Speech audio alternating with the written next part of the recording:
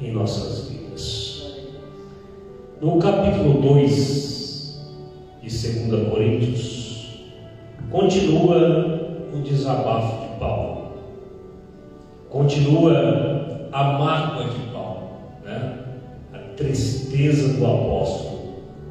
Paulo começa a jogar para fora o que está dentro dele, para que ele falasse para aquelas pessoas o quanto ele estava chateado com algumas coisas que aconteceu no meio dessa igreja, porque se levantaram contra o seu ministério apostólico, o seu ministério dado pelo nosso Senhor e Salvador Jesus Cristo.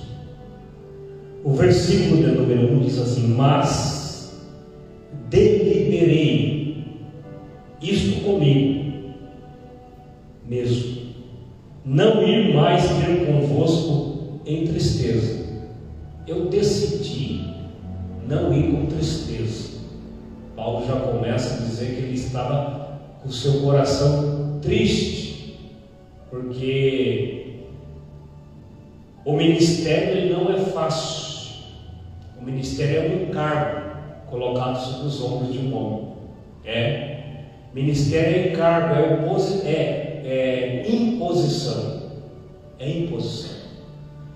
Se você cata o fardo que foi dado para Jeremias, nenhum homem na face da terra aguenta o que Jeremias aguentou, se não fosse imposto por alguém maior do que ele, que é o Senhor.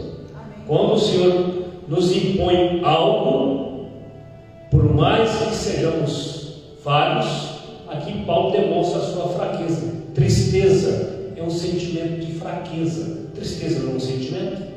É um sentimento de fraqueza. A fraqueza de Paulo por causa da maldade dos corações. Essa é a verdade, dos corações maus. Esta é a grande verdade. Mas deliberei isto comigo mesmo, não ir mais ter convosco em tristeza. Verso 2: porque se eu vos entristeço, quem é que me alegrará? Olha, se eu causo tristeza a vocês, quem é que vai me alegrar? Porque vocês são a minha alegria. Esse que Paulo está querendo dizer aqui, né? Se eu for com vocês com o rosto triste, se eu aparecer com vocês em tristeza, quem é que me alegrará? Então aquele que por mim foi contristado, quem foi contristado por Paulo? O nosso Senhor e Salvador Jesus Cristo, que foi transfigurado na cruz do Calvário, né? Como diz lá o profeta Isaías, no capítulo 53, quem deu crédito à nossa pregação? Quem deu crédito? São poucos que dão crédito, não é verdade? O próprio Isaías, o profeta messiânico, 750 anos antes de Cristo, ele profetizou: quem deu crédito à nossa pregação? Porque ele foi subindo como um renovo de uma terra seca, sem parecer e formosura, para que nós olhássemos para ele e nenhuma beleza víamos nele. Isso está falando da transfiguração da cruz, ou seja, da morte de cruz, a morte vicária, a morte substituta de nosso Senhor e Salvador Jesus Cristo.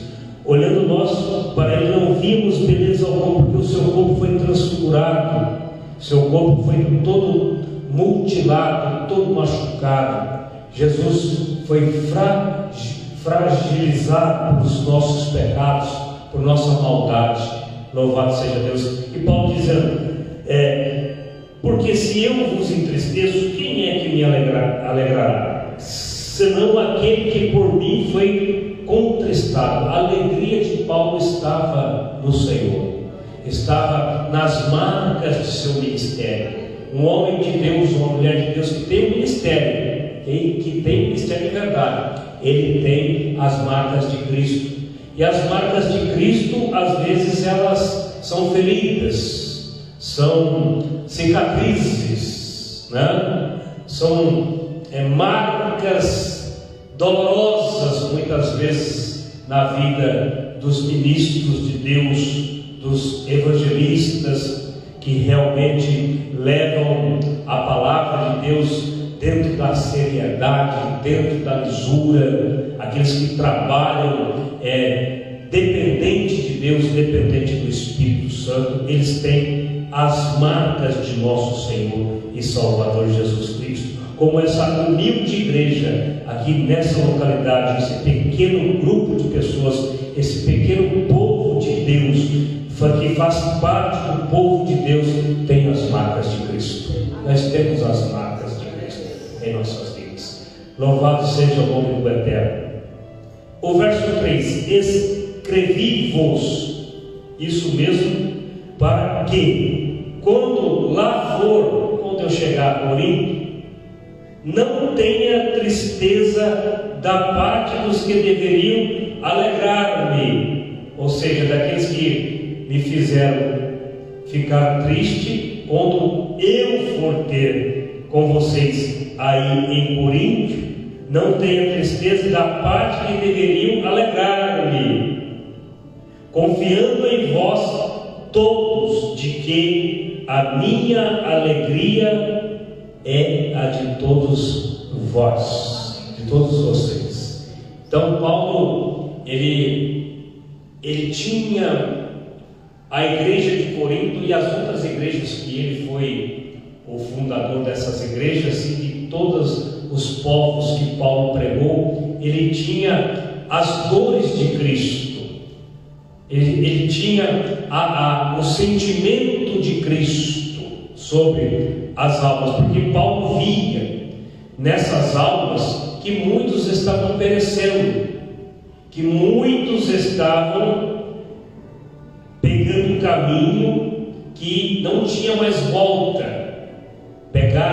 Estavam pegando uma via que os levaria à condenação eterna, ao castigo eterno. E Paulo, vendo essa situação, Paulo sentia as dores que Cristo sentiu quando Cristo olhou para Jerusalém, e Cristo chorou sobre a cidade de Jerusalém, dizendo esses seguintes dizeres: Jerusalém, Jerusalém, quantas vezes eu quis ajuntar-te debaixo dos meus braços, como a galinha ajunta os seus pintainhos. Louvado seja Deus. Jesus chorou sobre a incredulidade que havia sobre aquele povo, porque ele sabe do destino dessas almas.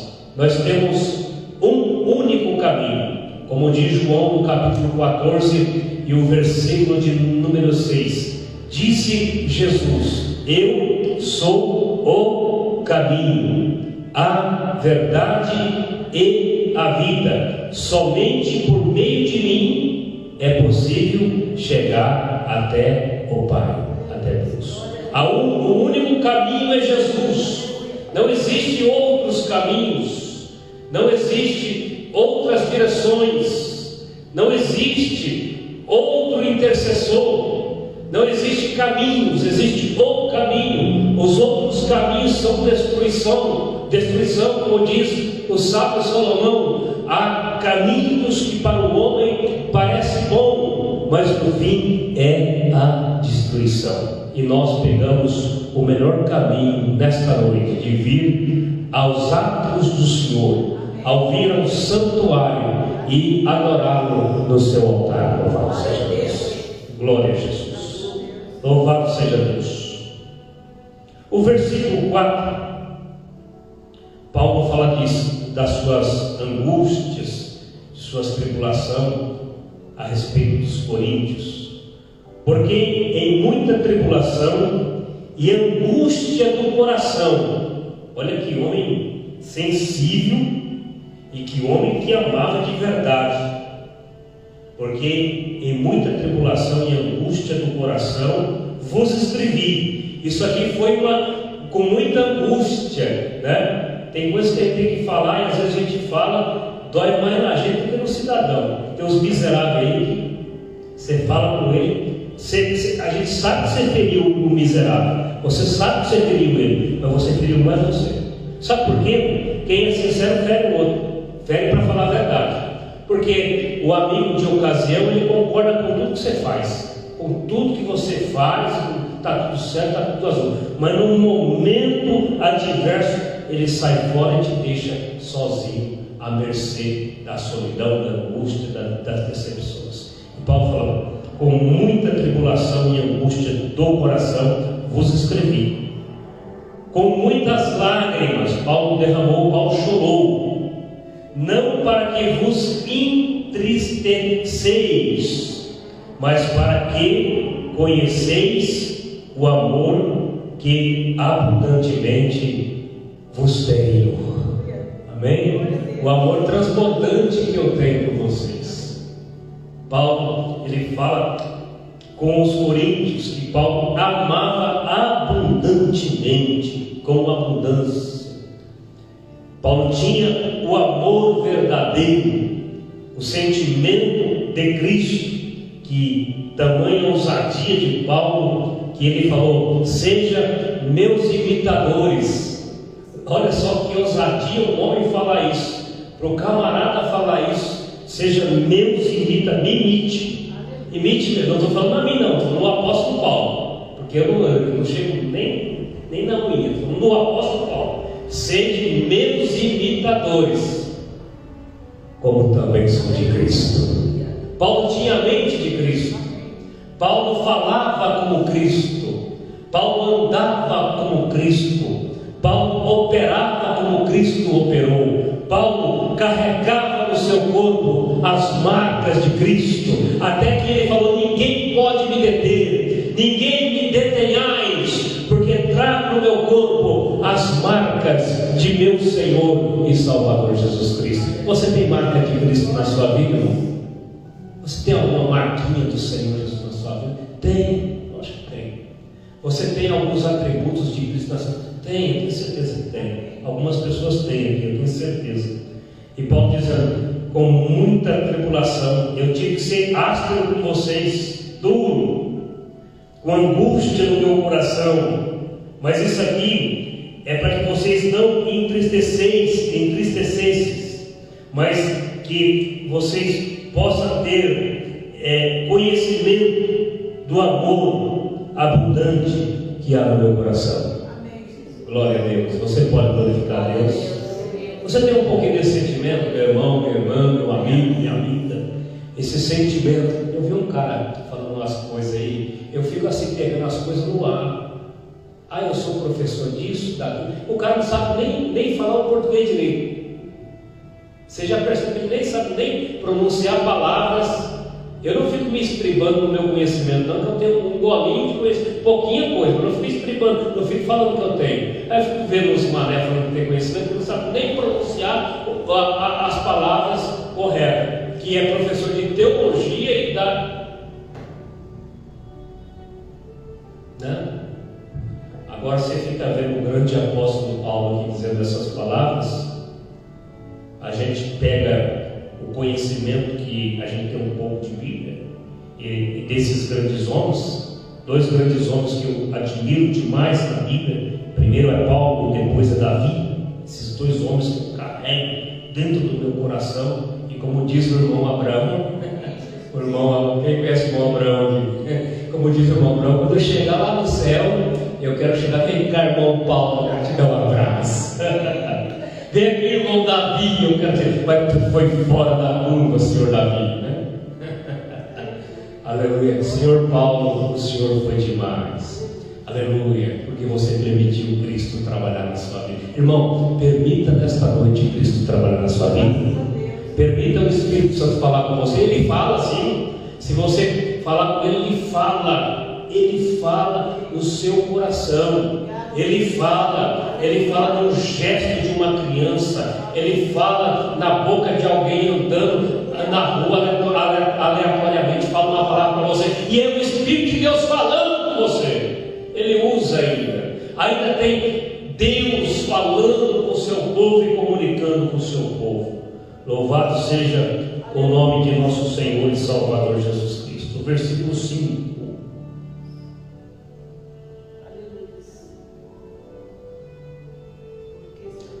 Eu sei. Porque se alguém me contristou, não me contristou a mim, senão em parte, para vos não sobrecarregar a vós todos. Porque se alguém me entristeceu, alguém feriu Paulo, essa é a verdade, está dizendo aqui claramente, que alguém feriu ele, é isso que ele quer dizer. Porque se alguém me contristou, se alguém me magoou, não me magoou a mim, senão em parte, alguém me feriu, alguém se levantou contra o ministério de Paulo. Paulo estabeleceu a doutrina bíblica e colocou a doutrina bíblica como Cristo como cabeça da igreja. E no meio da igreja de Corinto existia alguns judeus introduzidos dentro da igreja que queriam mudar a estrutura do cristianismo e implantar o judaísmo. Isso aqui é briga de doutrinas, essa é a grande verdade.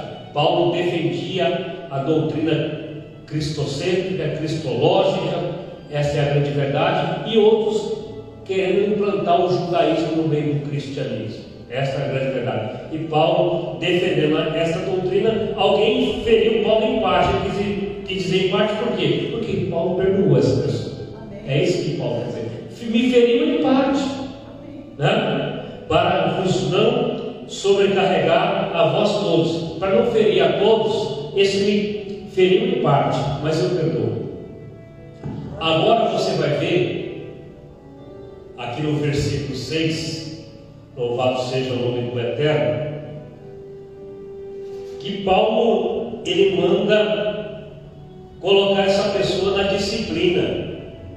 Essa pessoa é disciplinada na igreja, é colocada no banco para ela se envergonhar. Paulo manda colocar disciplina. Hoje as igrejas, a maioria não existe mais disciplina, né? Porque quem aceita a disciplina foi feita para quê? Para recuperar a pessoa. Quem não aceita a disciplina e vai embora, está desviado. Ele sai daqui e vai lá para o outro lado. Do outro lado ele vai para o outro lado. E do outro lado vai para o outro lado, até ir lá para o lado de fogo. Essa é a verdade. Porque a disciplina foi imposta, Paulo mandou colocar esta pessoa em disciplina para recuperar ela. E a disciplina que Paulo mandou colocar essa pessoa para assistir ela com amor, né? Apenas colocar na disciplina para que essa pessoa venha se arrepender, para que ela volte a participar do rol de membros da igreja e ter comungação com a igreja, e ela possa participar da estrutura da igreja. Essa é a verdade que Paulo quer dizer. O verso 6 diz assim, o verso 6: basta a tal repreensão, ou em outra tradução, punição, basta ao tal esta repreensão ou punição feita por muitos é a igreja, feita por muitos, de maneira que, pelo contrário, deveis antes perdoar-lhe, e consolá-lo, para que o tal não seja de modo algum devorado demasiadamente de tristeza. A disciplina ela não pode ser prolongada. Quando existe alguém que está em disciplina, a disciplina ela não pode ser longa e a disciplina não pode ser indesfeita, porque tem pessoas que desfazem das outras dentro da igreja. É isso que Paulo está falando. A pessoa que cometeu um ato e esse ato no cristianismo, ela é colocada em disciplina. E essa pessoa, se ela ficar dentro da igreja e se ela aceitar a disciplina, ela tem que ser assistida com amor e ser tratada com desvelo, né? Não pode ser censurada. A única censura é a disciplina. Ele não participa mais, supomos, não participa mais se é um pregador, não prega mais, se é um cantor, não canta mais, se é um músico, não toca mais. Ele fica na disciplina até ele passar pelo processo. Depois que passou pelo processo, a igreja ora e ele volta à comunhão novamente. É isso que Paulo está querendo dizer. É um tratamento de disciplina. Hoje tem os coronéis. Hoje não, hoje está mais sossegado. Antigamente tinha os coronelzão que ele dava disciplina e estipulava. O cara está excluído. Ele já dizia assim, que o cara está excluído um ano de banco, 2 anos. Isso é bobagem. Isso é os caras que não têm Bíblia, que não têm conhecimento de palavra.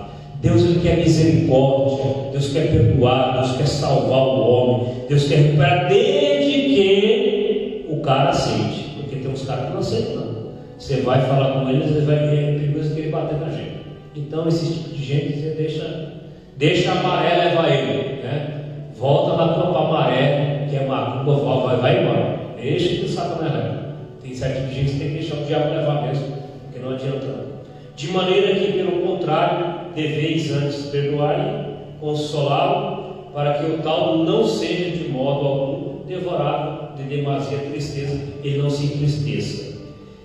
Verso de número 8: pelo que vos rogo que confirmeis para com ele o vosso amor, e para isso vos escrevi também, para por essa prova saber se sois obedientes em tudo. Se as pessoas são obedientes, tem uns crentes que não obedecem a ninguém, principalmente as lideranças não obedecem adiante, e quem não obedece está fora, né? Agora, se um ministro de Deus, eu estou falando um ministro, irmãos, entenda, nem todo diz que chama Senhor, Senhor, entrará no reino do céu. Estou falando dos ministros verdadeiros, né? Se ele estiver pregando a palavra de verdade, se estiver dentro da doutrina bíblica, temos que obedecer a palavra. O verso 10: e a quem perdoastes alguma coisa, também eu. Agora olha o que Paulo fala: se vocês perdoaram ele, eu também perdoo. Esse personagem aqui, ou talvez no grupo, não sei, Paulo está dizendo: se a igreja perdoar ele, eu também perdoo. Ele pisou na bola comigo, mas eu perdoo. É isso que Paulo está querendo dizer.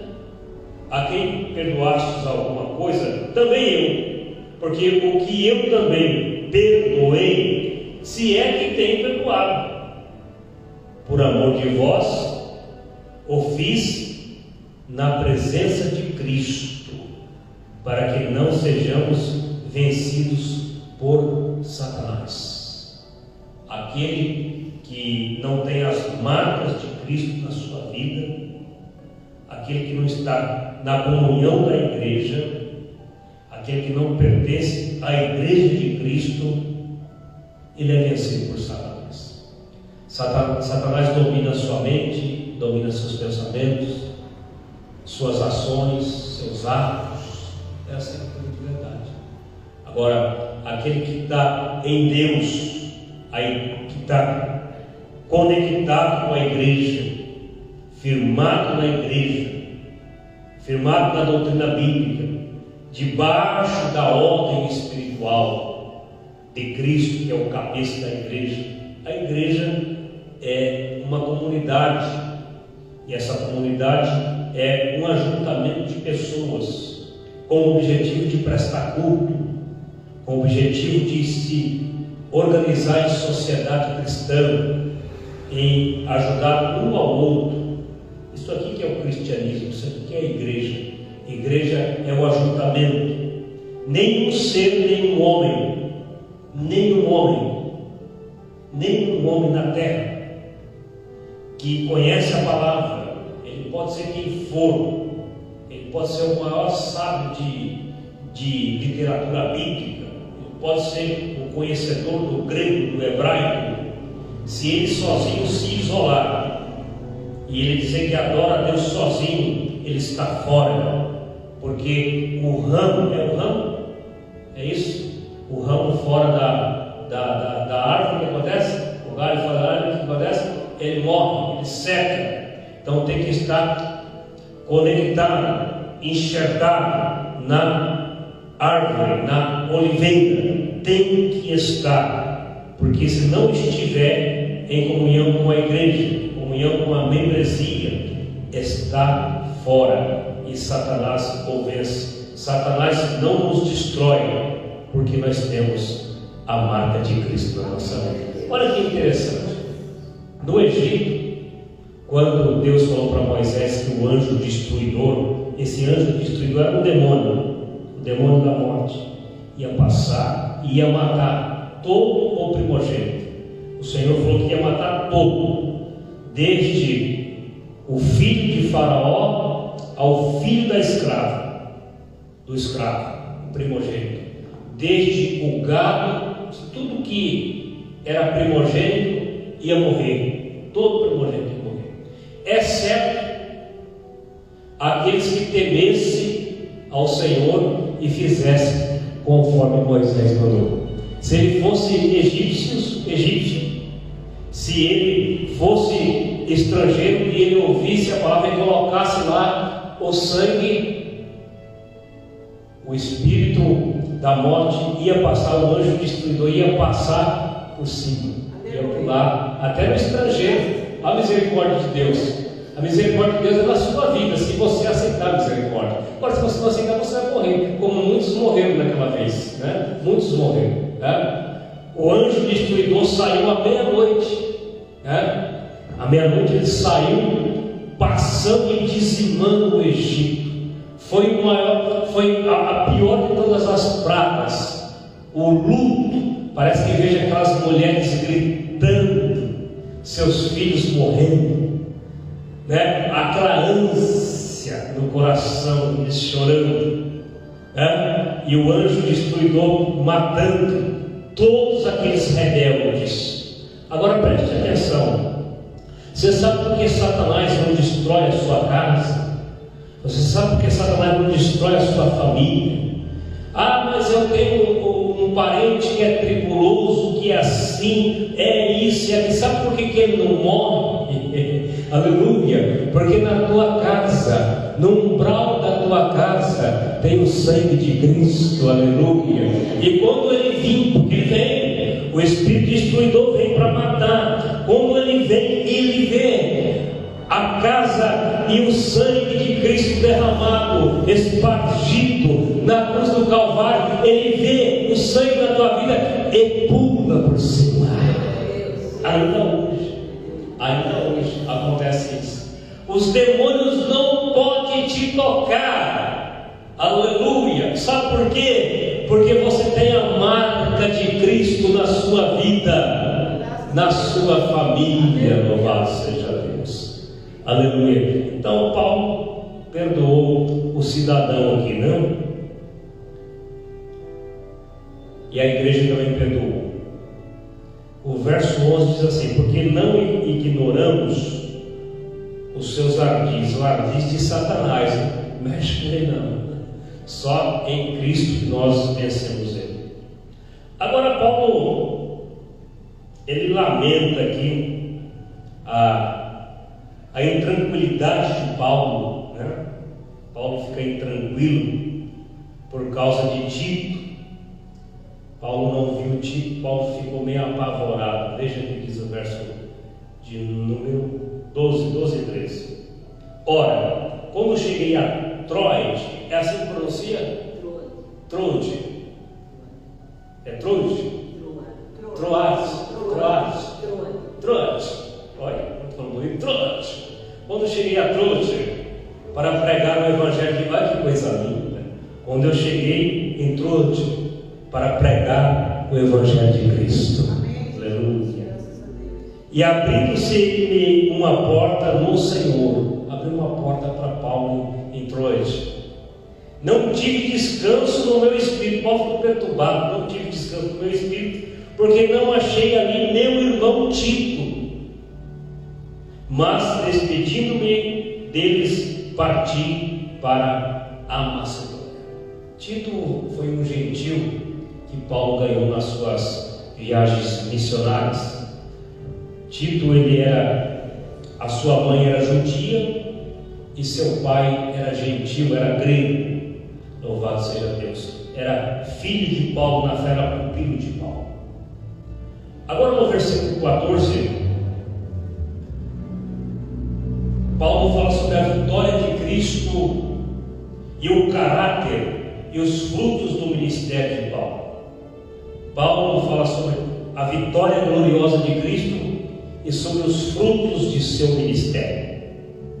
O verso 14 diz assim: e graças a Deus, que sempre nos faz triunfar em Cristo, e por meio de nós manifesta em todo lugar o cheiro do seu conhecimento.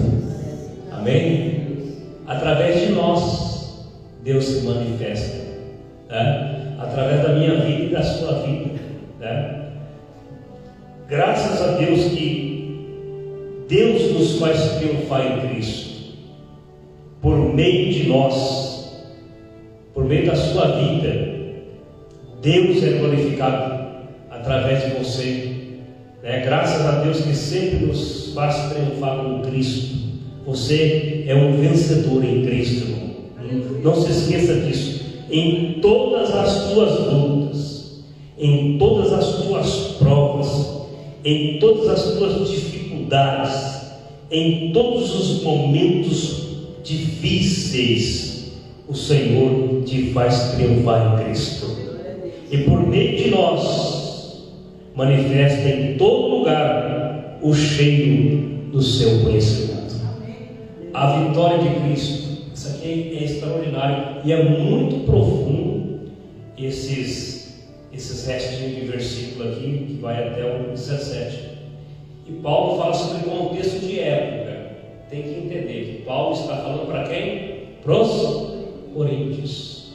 Paulo está falando para sua época, né? Mas a palavra vale para hoje, é lógico que vale. A palavra de Deus se renova. Mas Paulo está falando primeiramente aqui para o povo de sua época, para seus discípulos, para aqueles que estavam sobre a sua ordem espiritual. Paulo usa a linguagem de figura de sua época, e muitos não entendem, porque leem não entendem, porque não sabem o que aconteceu naquela época. O verso 15, Paulo fala do cheiro, que nós somos o cheiro de Deus. O verso 15: porque para Deus somos o bom cheiro de Cristo. Nós somos o bom perfume, a fragrância.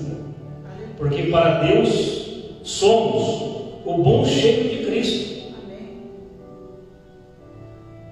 Nos que salvam e nos que se perdem. Nos que salvam e nos que perdem.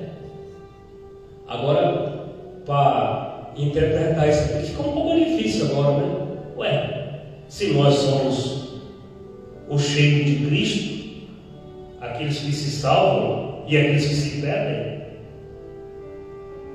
o que Paulo está querendo dizer aqui nesse versículo de número 15? Paulo fala que ele dá graças a Deus que sempre nos faz triunfar em Cristo, não é isso? A igreja é triunfante, é cheia de triunfo. A igreja, ela reina triunfante com Cristo, por meio de nós, pelos seus ministros, manifesta em todo lugar, pela operação dos milagres, dos prodígios, dos sinais, das maravilhas, o cheiro do seu Cristo. Porque para Deus somos o bom cheiro de Cristo, aqueles que se salvam e aqueles que se perdem. Deixa eu te contar o que isso quer dizer. Na época de Paulo, quem reinava era quem? Quem era que reinava no mundo nessa época? Qual era o governo que reinava na época de Paulo? Não, o governo humano que reinava na época de Paulo era o Império Romano. na época de Paulo. Então, o Império Romano era a potência mundial da época. Eles eram aqueles que mandavam o mundo na época. E os generais romanos, quando eles chegavam das batalhas triunfantes, aqui Paulo faz a linguagem de figura, essa metáfora, quando eles chegavam na cidade de Roma, juntamente com os escravos que eles capturavam, os reinos que eles capturavam, trazendo as riquezas das nações que eles dizimavam, eles passavam em procissão pela cidade diante do imperador, e na frente ia um grupo de pessoas lançando perfumes, fragrâncias, lançando incensos aromáticos, cheiroso, ou seja, e ali o imperador declarava aqueles que seriam salvos e aqueles que iriam morrer, aqueles que deveriam ser salvos pelo edito do imperador e aqueles que iriam morrer. Eles lançavam fragrâncias, perfumes, essências aromáticas, e Paulo fala sobre a linguagem de figura. Nós somos o bom cheiro de Cristo. Paulo falou isso aqui por quê? Porque eles entendiam essa linguagem. Os coríntios entendiam essa linguagem, sabia do que se tratava. Aqui Cristo se compara ao Império Romano. A sua igreja se compara a gente que se salva. Somos o bom perfume de Cristo. E aqueles que morrem também, aqueles que morrem em Cristo, um dia eles vão ressuscitar, ou seja, eles terão o prêmio da salvação. Nós que fazemos a obra, aqueles que já partiram, que já fizeram a obra, um dia eles vão receber a recompensa. Eles continuam sendo o cheiro de Cristo, a fragrância de Cristo. Até depois da morte, Deus honra o homem, Deus honra a mulher. Aquele que pertence a Cristo, Satanás não toca nem depois da morte. Essa é a verdade. Nem nos ossos dele toca, aleluia, porque o Senhor segura, o Senhor coloca o anjo para defender, aleluia, porque aqueles que morreram em Cristo, eles vão ressuscitar triunfante. Louvado seja Deus, triunfante, louvado seja o nome do Eterno. Você é o bom cheiro de Cristo, você é a fragrância do Senhor. O que exala dentro de você é o Espírito Santo de Deus, é o Espírito de poder, é o Espírito de sabedoria, é o Espírito de inteligência, é o Espírito de conselho, é o Espírito de fortaleza, é o Espírito do Senhor que está sobre a sua vida e sobre a igreja de Cristo. Esta é a fragrância que está na sua vida. Quem te faz brilhar como um astro no mundo é o Espírito Santo, louvado seja Deus. É Ele que faz você ser diferente, aleluia. É Ele que faz as pessoas olharem para você e ver que você é diferente, louvado seja Deus. O verso 16: para estes, certamente, cheio de morte para a morte, mas para aqueles cheio de vida para a vida, né? Eles apregoavam diante do imperador, e o imperador dava absolvição e dava condenação. Aqueles, né, o conduto do camarada viver e o outro para morrer. E aqui, trazendo para o lado espiritual, nós somos o bom cheiro de Cristo, aqueles que vivem e aqueles que morrem também em Cristo, né? Quem é de Cristo é de Cristo. O camarada foi lançado lá na sepultura de Eliseu, né? O camarada morto, o cara morreu, teve a guerra, não teve tempo de sepultar, cataram e lançaram lá no sepulcro de Eliseu. Quando o cadáver do cara bate nos ossos de Eliseu, ele ressuscita na hora, por causa da unção que estava nos ossos de Eliseu. Ninguém pode tocar no jeito de Deus. Aleluia. Para este, certamente cheio de morte para a morte, mas para aquele cheio de vida para a vida.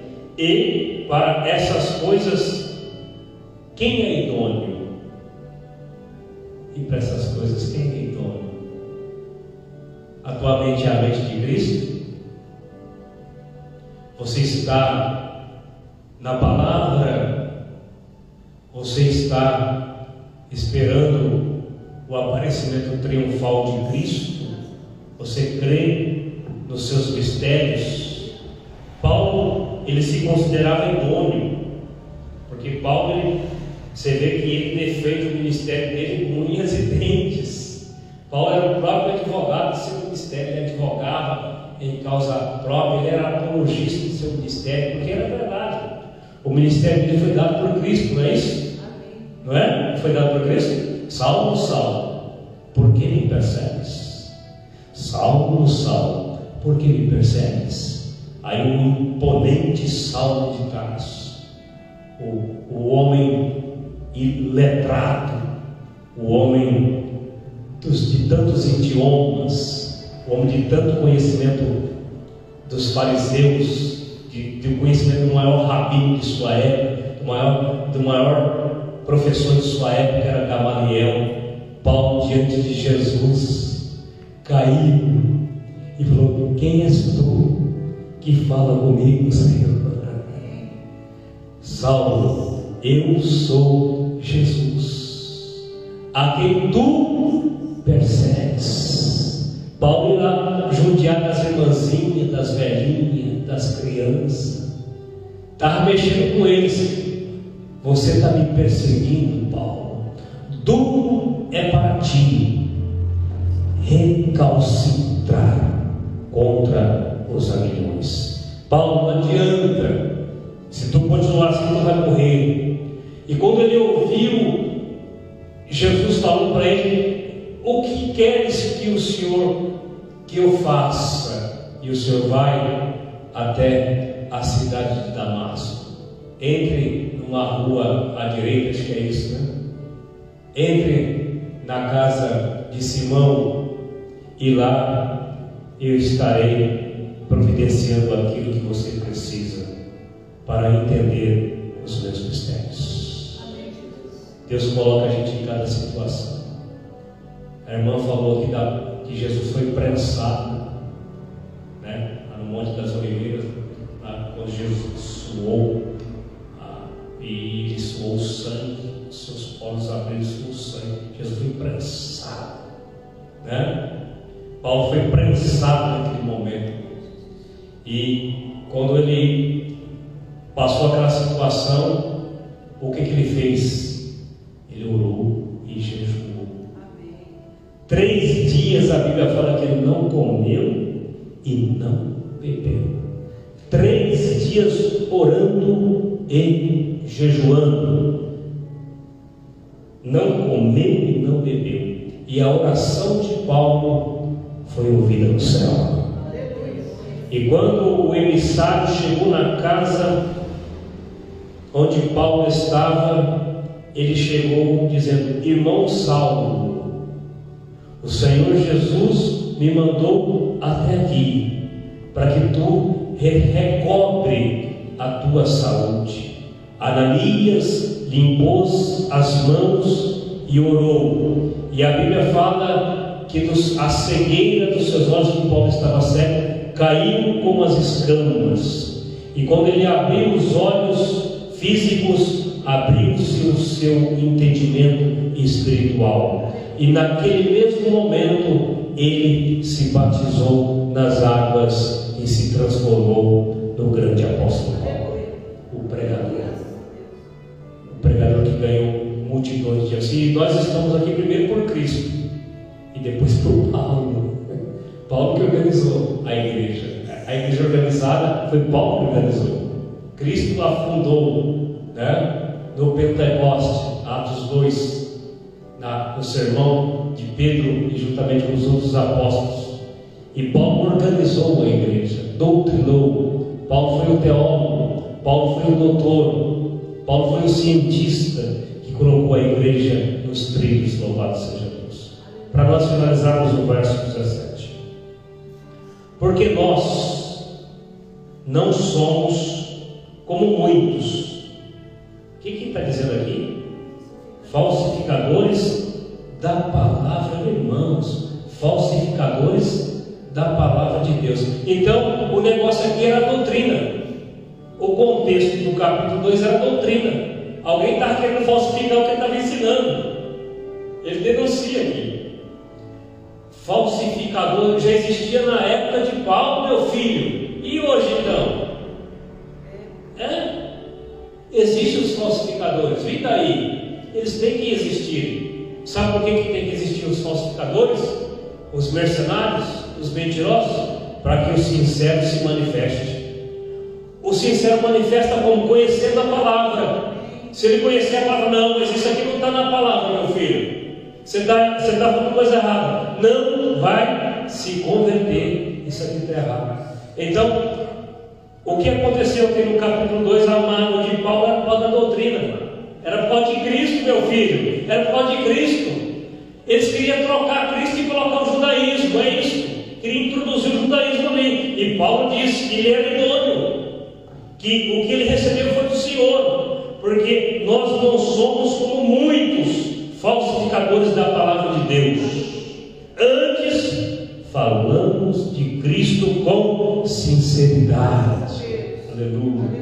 Como de Deus, na presença de Deus. Aleluia. Glória a Deus. Seja sincero, seja honesto, porque o Senhor, Ele vai fazer o teu ministério prosperar em nome de Jesus.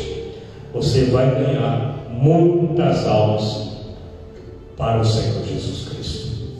Vamos orar ao Senhor.